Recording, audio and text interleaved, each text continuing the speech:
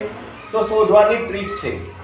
આમ નંબર આપી દેવાના 1 2 તો 1 એટલે 1 નો વર્ગ કરવાનો, 2 તો 2 નો વર્ગ કરવાનો, 1 નો વર્ગ 1, 2 નો વર્ગ 4, એનો સરવાળો કરવાનો તો 1 ને 4 થાય 5, એટલે આમાં બનશે ચોરસ 5. આમ ગણીએ તો 1 2 3 4 ને આખો 5. એવું જ અહીંયા પણ છે, જો ચોરસમાં ચોરસ એટલે આના નંબર આપી દેજો 4 આમ 4 આમ 4 આમ 4 આમ, ઉભાઈ 4 4 છે તો આમાં નંબર આપી દેવાના 1 2 3 અને 4. તો 1 નો વર્ગ કેટલો થાય 1, 2 નો વર્ગ કેટલો થાય 4, 3 નો વર્ગ 9, 4 નો વર્ગ 16. હવે એનો સરવાળો કરી લઈએ તો 9 ને 6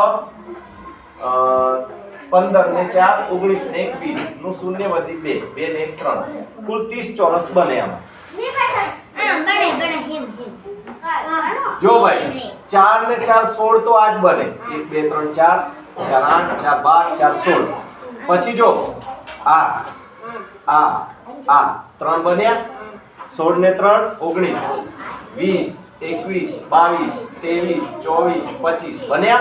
હવે એવી રીતે આ 3 3 3 વાળો આ આખો 26, એવી રીતે આ 27, એવી રીતે આ 28, એવી રીતે આ 29 ને એક આખો 30 થઈ ગયા. પણ એમ ગણવા જાવ તો ભૂલ પડે કે ના પડે? તો આપણે શું કરવાનું, નંબર લખી દેવાના. ધારો કે આ બીજો એક ચોરસ આપો, જો ધારો કે આમ 5 છે અને આમ 5 છે,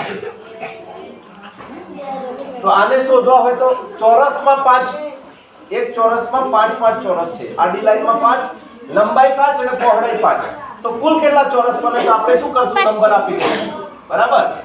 તો 1 નો વર્ગ 1, 2 નો વર્ગ 4, 3 નો વર્ગ 9, 4 નો વર્ગ 16, 5 નો વર્ગ 25. પછી સરવાળો કરી લેવાનો, 5 ને 6 11 ને 9 20 ને 4 24 ને 1 25 વધી 2, 2 ને 2 4 ને 5, 55 ચોરસ બનશે.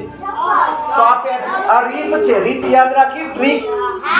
બસ તો